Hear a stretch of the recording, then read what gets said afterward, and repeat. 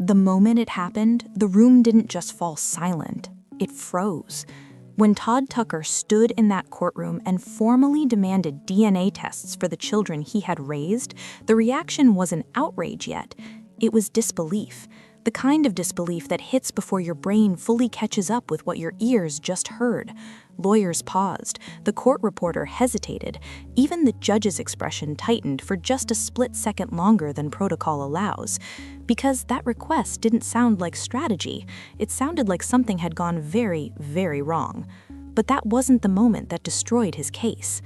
The real destruction came 30 minutes later, when Kandi Burruss quietly unlocked her phone, scrolled through a folder no one else in that room knew existed, and pressed play.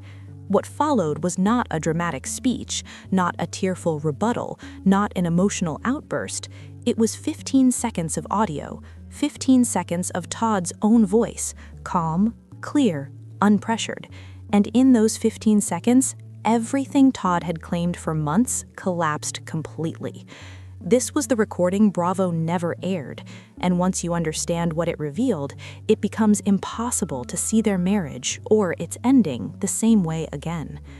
For months, the public believed Kandi Burruss and Todd Tucker were doing what so many celebrity couples claim they're doing when things fall apart quietly, handling it with maturity, with respect, with dignity. No public mudslinging, no messy interviews, no cryptic social media posts designed to ignite speculation, just silence. And in Hollywood, silence is often mistaken for peace. But that silence wasn't peace, it was preparation. When the courtroom doors finally closed and the real proceedings began, the narrative everyone believed didn't just fracture, it detonated. From the moment Todd entered the courtroom, it was clear this wasn't a man overwhelmed by heartbreak. His expression wasn't grief, it was focus. His legal team didn't shuffle papers or whisper nervously. They came prepared with thick folders, practiced language, and a strategy that felt assembled long before Kandi ever filed first. When the judge asked for preliminary motions, Todd's side didn't hesitate. They requested full custody, they requested spousal support, they requested child support, and then they launched the most aggressive move of all, a complete challenge to the prenuptial agreement. What made the room react wasn't that these requests were unusual in a high-profile divorce, it was how immediate they were, how polished, how ready. This didn't feel like a response, it felt like a plan finally being activated. Todd claimed he had been pressured into signing the prenup, that it happened one day before the wedding, that he had no lawyer present, that he was emotionally cornered by a powerful, successful partner. His words were chosen carefully, forced, manipulated, no real choice. They were the kinds of words designed not just to tell a story, but to trigger sympathy. But something about the delivery didn't land the way his team expected. While Todd spoke, the judge's attention kept drifting back to Kandi, not because she interrupted, not because she reacted emotionally, but because she didn't react at all. No shaking head, no visible anger, no tears, no whispered conversations with her attorney, just stillness. The kind of stillness that comes from someone who isn't surprised by what they're hearing. It was the stillness of someone who didn't file out of rage, but out of exhaustion, someone who didn't need to defend herself because she already knew what evidence existed, someone who wasn't improvising. When the judge asked whether the prenup had ever been discussed privately before the wedding, Todd's team doubled down. They painted him as a man backed into a corner by a superstar bride, a groom without equal footing, a partner who signed away rights he didn't fully understand because he believed he had no choice. That's when the case started to crack. As hearings continued, the courtroom became less about the present and more about excavation. Old tensions resurfaced, long-buried conflicts were pulled into the record not as gossip, but as context. What had once lived on blogs and reunion couches now existed in transcripts and testimony. The infamous Porsche situation was raised. The alleged threesome conversation that once shook Bravo viewers years earlier was suddenly read aloud in a legal setting. Whether exaggerated or misunderstood over time didn't matter.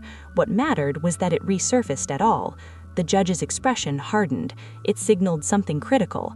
This marriage didn't fracture overnight. It had been splintering for years. Then came whispers of alleged affairs, not accusations backed by evidence, but tactics meant to cloud perception. Kandi didn't flinch, but her legal team bristled.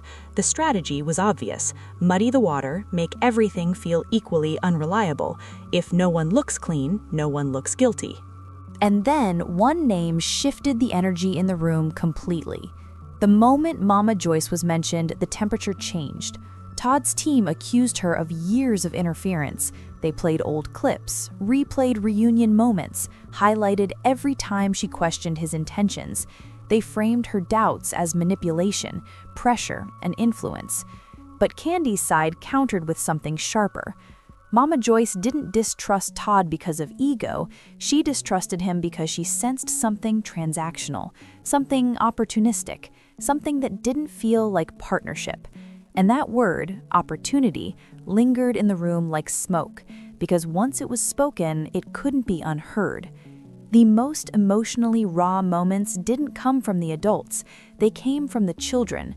Riley Burruss spoke quietly, no theatrics, no raised voice. She said Todd never treated her like a daughter, that she always felt compared, measured against Kayla, made to feel like an outsider in her own home. Her words weren't angry, they were tired. Kayla Tucker responded with emotion. She said she never felt fully embraced by Kandi, that she always felt like a guest, not family. Her voice cracked with years of unspoken resentment. The judge eventually stopped the exchange, but not before absorbing the truth beneath it. This wasn't a unified home being torn apart by divorce. It was a divided household finally admitting it had never fully healed. And then Todd made the request that changed everything: DNA tests for Ace and Blaze. The gasp in the courtroom wasn't dramatic, it was instinctive. Even the judge's face tightened. Kandi inhaled sharply. Her attorney slammed a file shut in disbelief. Todd didn't look at anyone. He stared straight ahead, as if refusing to face the emotional wreckage he had just created. That moment erased any remaining neutrality, because questioning the paternity of children you've raised isn't strategy anymore, it's a rupture. And once that line was crossed, sympathy evaporated. But the final hearing still held one last shock. Todd's lawyer repeated the claim one more time: no consent, no lawyer, pressure. The judge turned to Kandi and asked a simple question: do you have evidence to counter this? Kandi nodded once, unlocked her phone, opened a hidden folder, pressed play. Todd's voice filled the courtroom. I'm good. I want to sign this. No pressure. I love you. I'm doing the right thing. 15 seconds. That was it. However, that moment came 30 minutes later when Kandi Burruss calmly reached for her phone. No dramatic buildup, no emotional speech, no visible anger.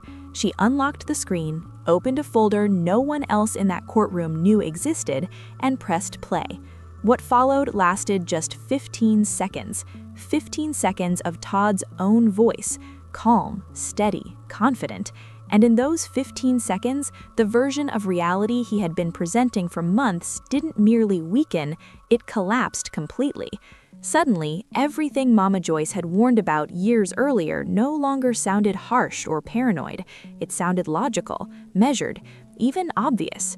This was the recording Bravo never released, and once you understand what it exposed, it becomes almost impossible to look at their marriage or its ending the same way again. For months leading up to the filing, the public believed Kandi and Todd were handling their separation with maturity. There were no public feuds, no emotional interviews, no cryptic social media posts designed to spark speculation, just silence. And in celebrity culture, silence is often mistaken for peace. Fans assumed this was simply a relationship that had run its course, two adults who drifted apart and chose to move on quietly. But when the courtroom doors closed and the real proceedings began, that carefully maintained image didn't slowly unravel, it collapsed all at once.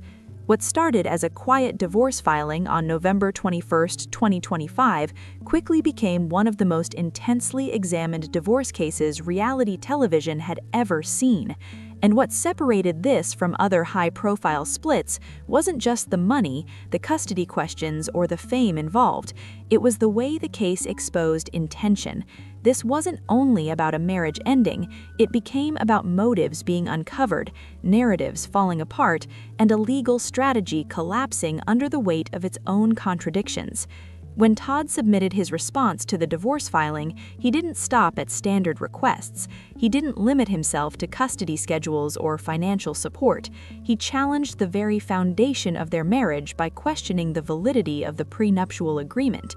And it was at that exact moment, when he pushed beyond negotiation into dismantling the past, that Kandi revealed something he clearly never expected: a recording stored away for years, quiet, unused, 15 seconds long, and devastating. But to understand why that recording carried so much power, you have to understand how deep the issues went. This story didn't begin with paperwork or court dates.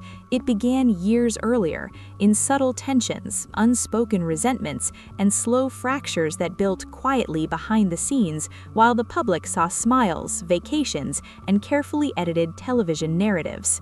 When the divorce filing landed on the clerk's desk, it did so without fanfare. No press release, no announcement, no public statement thanking fans for their support. Just documents. Clean, final. But that silence wasn't calm. It was the kind of silence that suggests preparation, the kind that implies someone has been gathering information, anticipating conflict, and positioning themselves long before the first legal move was visible. People close to the couple later admitted they had